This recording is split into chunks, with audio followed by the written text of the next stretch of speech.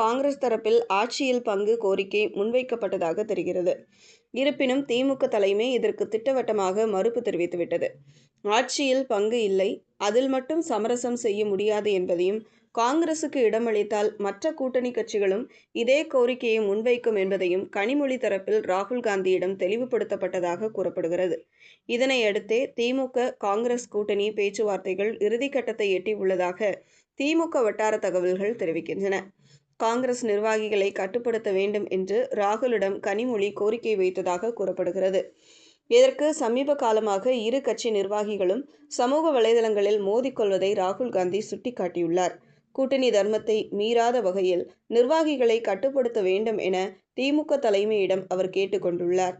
அதேபோல தமிழக காங்கிரஸ் தலைவர்களுக்கும் தேவையற்ற கருத்துக்களை தவிர்க்குமாறு அறிவுறுத்தப்பட்டுள்ளது.